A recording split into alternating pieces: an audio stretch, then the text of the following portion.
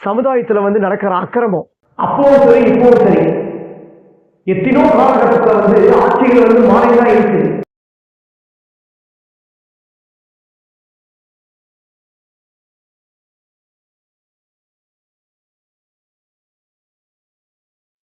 Welcome to Kallapatti Tamil. இன்னைக்கு நம்ம பார்க்க போற காணொலி, இன்னைக்கு தியேட்டர் ரிலீஸ் ஆகும் திரைப்படம் முதற்கனல் படத்தின் திரைவிமர்சனம். இந்த மாதிரி ஒரு திரைப்படத்தை எடுக்கிறதுக்கு டைரக்டருக்கு ஒரு தைரியமே வேணும். இந்த மாதிரி திரைப்படத்தை கதை சொல்லி ப்ரொடியூசருக்கும் வந்து இந்த படத்தை எடுத்து ஃபைனான்ஸ் பண்றதுக்கும் அதுக்கும் தைரியம் வேணும். டைரக்டர் நினைச்சா என்ன மாதிரி ஒரு பொழுதுபோக்கான திரைப்படத்தை எடுத்திருக்கலாம், ஒரு கிரைம் த்ரில்லரோ பேய் படமோ அந்த மாதிரி திரைப்படத்தை எடுத்திருக்கலாம். ஏன் ஒரு இந்த மாதிரி திரைப்படத்தை எடுக்கணும்? சமுதாயத்துக்கு ஒரு நல்ல ஒரு கருத்து, நல்ல ஒரு மெசேஜ் ரொம்ப நானே பேசியிருக்கணும். இந்த படத்தோட கதையை வந்து என்னன்னு பார்க்கறதுக்கு முன்னாடி கல்லாப்பட்டி தமிழ் யூடியூப் சேனல் மறக்காம சப்ஸ்கிரைப் பண்றேங்க, லைக் பண்ணுங்க, ஷேர் பண்றேங்க. வாங்க பார்ப்போம்.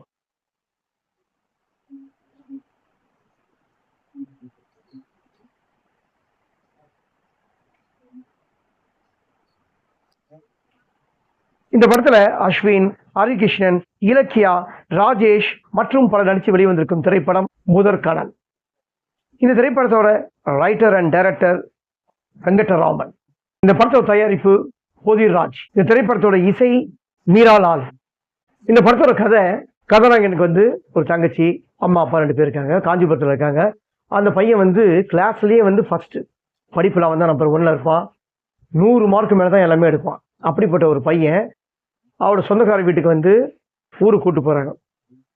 கதாநாயகனோட அப்பா வந்து ஊருக்கு கூட்டு போறாரு. அது ஊருக்கு கூட்டு போவேன்னா அவங்களோட சொந்தக்காரோட பையன். அந்த பையனை வந்து அவங்க அம்மா வந்து படிப்பு வரலன்னு சொல்லி எப்போ பாரு திட்டுக்கிட்டே இருப்பாங்க. உனக்கு படிப்பு வரமாடுது. ஆனா அந்த பையன் வந்து சேரக்கூடாத ஆளு கூட சேர்ந்து கஞ்சா, சிகரெட்டு, தண்ணி சொல்லிட்டு எல்லா கெட்ட பழக்கத்தையும் அவங்க அம்மா அப்பாவுக்கு தெரியாம பண்ணியிருக்காங்க. இதை அவங்க அப்பா வந்து சின்ன வயசுலயே வந்து இறந்துடுறாரு. கஷ்டப்பட்டு இவர் தான் அம்மா தான் வளர்க்குறாங்க. அவங்க அம்மா வளர்த்தா கூட அவன் வந்து நல்லா படிக்க மாட்டான். இவங்க இனிட்டையும் திட்டிப்பாங்க. அந்த மாதிரி வந்து பையன் வந்து வேற ஒரு நல்ல பையன் படிக்கிற இடத்துல வரும்போது என்ன ஆகும்? அந்த பையனை பற்றியே புகழ்ந்து பேசுறது இந்த பையனுக்கு வந்து பிடிக்கல. அந்த பையனுக்கு இந்த ஊர் நல்லா ரொம்ப பிடிச்சி போச்சு. ஏன்னா ஃபாரஸ்ட் இதில் நல்லா அழகாக பிடிச்சி போச்சுன்னு சொன்னேன். நீங்கள் போகப்பா, நான் கொஞ்ச நாள் இங்கே தங்கிட்டு வரேன்றான். ஆனால் ஒரு பையன் ஸ்கூல் படிக்கிற பையன் கூட வந்து ஒரு நல்லா படிக்கிற பையன் கூட ஃப்ரெண்ட்ஷிப் இருந்ததுன்னா அந்த ஃப்ரெண்ட்ஷிப் வந்து நல்லா இருக்கும். ஆனால் எல்லா விதமான கெட்ட பழக்கங்களும் இருக்கிற ஒரு ஃப்ரெண்ட்ஷிப்பு, அந்த ஃப்ரெண்ட்ஷிப் கூட ஒரு நல்ல பையன் சேர்ந்தா என்ன ஆகும்? அந்த பையனை வந்து கெடுக்கணும் தான் தோணும். ஏன்னா புக்கே கதியாகிற பையன்கிட்ட எப்படியா நம்ம கெடுத்தே ஆகணும் அப்படின்னு நினைக்கிறான் இவன் கூட படிக்கிற பையன். அவனுக்கு சிகரெட்டே வாசனையே பிடிக்காது. அவனை எப்படியாவது சிகரெட்லாம் பிடிக்க வச்சு அவனை ஒரு வழி கஞ்சாலாம் அடிக்க வச்சு, அதாவது அம்மா அப்பா மேல கதாநாயகன் வந்து ரொம்ப பாசமா இருப்பான் அந்த பையன். அப்படிப்பட்ட ஒரு பாசமாகிற பையன் அவங்க அம்மா அப்பாவை பார்த்தவொன்னு வெறுப்பா திட்டுவான். இப்படிப்பட்ட ஒரு பையன் கிட்ட நம்ம கேரக்டர் வாரிஷே தங்கச்சி அப்படி ஊன்னு திட்டுவான். அவ்வளோ பாசமா பார்த்த அண்ணங்காரன் தங்கச்சி வந்து அவ்வளோ திட்டுவான். அந்த மாதிரி அவன் கேரக்டரே மாறிடுச்சு. இந்த மாதிரி ஒரு கேரக்டர் மாறும்போது தான் ஏன் மாறிடுச்சுன்னு தெரியல. அப்படிப்பட்ட இருக்கும்போது தான் அம்மா அப்பா கிட்ட சண்டை போட்டு அவன் பையன்காரன் வெளியே வந்துடலாம்.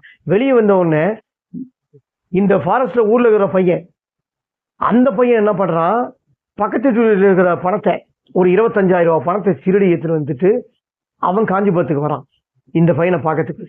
இவனும் கஞ்சா கிடைக்காம காஞ்சிபுரத்துல சுத்துறான். அப்படி இருக்கும்போது தான் இந்த பையனோட சாவகாசம். நம்ம இங்க இருக்க வாடா பச்சா, சென்னைக்கு போயிடலாம் அப்படின்னு சொல்றான். நீ எங்க கூப்பிட்டா வரட்டான்றான். சென்னைக்கு இவங்க 2 பேரும் போறாங்க. போனதுக்கு அப்புறம் இவங்க நடக்கிற சம்பவம் என்ன, இதெல்லாம் சந்திக்க கூடாதோ, எந்தெந்த பழக்கம்லாம் வரக்கூடாதோ இந்த பழக்கம் எல்லாமே அவங்களுக்கு வந்துருது. இதுல இருந்து அவங்க மீண்டாங்களா இல்லையா, இதுதான் இந்த படத்தோட கதை. அதாவது ஏன் நான் சொல்றேன்னா, ப்ரொடியூசர் நினைச்சாருன்னா ஒரு பொழுதுபோக்கான திரைப்படத்துக்கு ஃபைனான்ஸ் பண்ணி இந்த படத்தை எடுத்துருக்கலாம். ஆனா டைரக்டரும் வந்து இது கதை சொல்லும்போது இந்த மாதிரி திரைப்படம் தேவையில்லை, வேற விதமான கிரைம் த்ரில்லர், கோஸ்ட் மூவி, எவ்வளோ திரைப்படங்கள் வந்து லவ் ஸ்டோரி மூவி அப்படி சொல்லியிருக்கலாம். ஏன் இந்த மாதிரி திரைப்படத்துக்கு சொல்லியிருக்காரு? ப்ரொடியூசரும் வந்து ஒரு கெட்ஸா இந்த இப்படிப்பட்ட ஒரு கதைக்கு வந்து பணத்தை போட்டு எடுத்திருக்காரு. சமுதாயத்துல வந்து நடக்கிற அக்கிரமம், அதாவது அப்பவும் சரி இப்பவும் சரி எத்தனோ காலகட்டத்துல வந்து ஆட்சிகள் வந்து மாறிந்தான் இருக்கு. ஆனா இந்த கஞ்சா வைக்கிறது ஆட்சிகள் எப்படி மாறுதோ அதை விட வந்து ரொம்ப வேகமா பரவின்னு வருது கஞ்சா. அதுவும் முக்கியமா இது எந்த ஆட்சிகள் வந்தாலும் இப்ப இருக்க 2026 இப்ப நடக்கிற ஆட்சி, இளைய தளபதி விஜய் அவர்கள் ஆட்சி கூட வந்தாலும் கஞ்சாவை யாரும் ஒழிக்க முடியல. கஞ்சா ஒழியணும், கஞ்சா தயாரிக்கிறவங்களை நிறுத்தணும், அதை விற்கிறவங்களை நிறுத்தணும். அதுக்கப்புறம் தான் நம்ம வாங்கி அடிக்கிறது நிறுத்த முடியும். பசங்களை திருத்திடலாம். இந்த பசங்க திருத்தினா வேற ஒரு பசங்க திருத்துவாங்க. ஏன்னா இது இந்த கஞ்சா பழக்கத்துக்கு அடிமையாகிறது பசங்க மட்டும் இல்லை, பெண்களும் சேர்த்து தான். அதனால காலங்காலமா இதுக்கு ஒரு சரியான சட்டங்கள் வரல, ஒழிக்கப்படலை. இப்ப நடக்கிற ஆட்சியிலையாவது இதுக்கப்புறமாவது எதிர்காலத்துல இப்படிப்பட்ட ஒரு திரைப்படத்தை யார் பார்க்கணும்னா இப்ப இருக்க சில ஸ்கூல் பசங்க பார்க்கணும். ஸ்கூல் டீச்சர்ஸுக்கெல்லாம் இது மாதிரி நல்ல படம் வந்திருக்கு, இப்படிப்பட்ட திரைப்படத்தை போய் பசங்களை போய் காட்டணும். திரைப்படத்துல கிளைமேக்ஸ் யாரும் எதிர்பார்க்காத ஒரு வித்தியாசமான கிளைமேக்ஸ், ரொம்ப டிஃப்ரெண்டான, அதாவது ஒரு கம்மியான பட்ஜெட்ல எப்படி ஒரு பெஸ்டான திரைப்படத்தை நம்ம கொடுக்க முடியுமோ டைரக்டரும் தயாரிப்பாளர்களும் ரொம்ப ஒரு பெஸ்டா கொடுத்துருக்காங்க. கிளைமேக்ஸ் நான் அப்படியே இன்னொரு சொல்றேன், ஒரு வித்தியாசமான கிளைமேக்ஸ், யாருமே எதிர்பார்த்திருக்க மாட்டாங்க இப்படி ஒரு கிளைமேக்ஸ் வச்சிருப்பாங்கன்ட்டு. அது என்ன கிளைமேக்ஸ், என்ன சொல்லியிருப்பாங்கன்ட்டு நீங்க எல்லாரும் தியேட்டர்ல போய் பார்த்து தெரிஞ்சுக்கங்க. ஃபேமிலியோட, பசங்களோட, ஸ்கூல் டீச்சரோட. தேவைப்பட்டா இந்த திரைப்படம் முதலமைச்சரே ஒரு பார்க்க வேண்டிய ஒரு நல்ல திரைப்படம். அப்படிப்பட்ட திரைப்படம். ஆர்டிஸ்டுக்கு எல்லாருமே ரொம்ப நல்லா பண்ணியிருக்காங்க. எல்லாமே நியூ ஃபேஸஸ் தான். எல்லாருமே அவங்களும் கொடுத்த கேரக்டரை எல்லாருமே, சூர்யா கதாபாத்திரம், கதாநாயகன் பையன், அந்த பையன் ரொம்ப நல்லா அழகா பண்ணியிருக்காரு, நல்லா நடிச்சிருக்கான் பையன். அதே மாதிரி பாண்டின்னு ஒரு கதாபாத்திரம், அவரும் நல்லா பண்ணியிருக்காரு. இந்த மாதிரி கூட நடிச்ச எல்லாமே. இந்த படத்துல டைரக்டர் வெங்கட்ராமன் அவர்கள் பார்த்தீங்கன்னா இந்த திரைப்படத்தில் அவரும் ஒரு போர்ஷன்ஸ், ஒரு முக்கியமான கதாபாத்திரத்தில் நடிச்சிருக்காரு. அவர் அட்வொகேட் கதாபாத்திரமாக நடிச்சிருக்காரு. அந்த அட்வொகேட்டாக கிளைமேக்ஸில் அவர் பேசுகிற கதை வசனமும் சரி, அவர் பேசுகிற உச்சரிப்பும் சரி, எல்லாமே ரொம்ப பிரமாதமாக படிப்பார். டயலாக் அந்த கிளைமேக்ஸில் ரொம்ப பிரமாதமாக இருக்கும், ரொம்ப அழுத்தமாக சொல்லியிருப்பாங்க. இது நான் சொல்றதை விட, ஏன்னா எல்லாருக்குமே தெரியும், யூடியூபர்ஸ்க்கு எல்லா யூடியூபர்ஸுக்கும் தெரியும், நான் நல்லா இருக்கிற திரைப்படத்தை நல்லா இருக்குதுன்னு சொல்லுவேன்.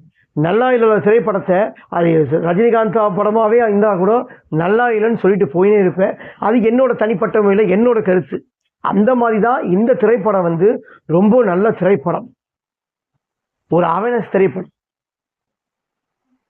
சமுதாயத்துக்கு ஒரு முக்கியமான கருத்து இந்த திரைப்படத்தில் இருக்கு. இந்த திரைப்படத்தை எல்லாரும் இன்னைக்கு தியேட்டர் ரிலீஸ் ஆயிருக்கு.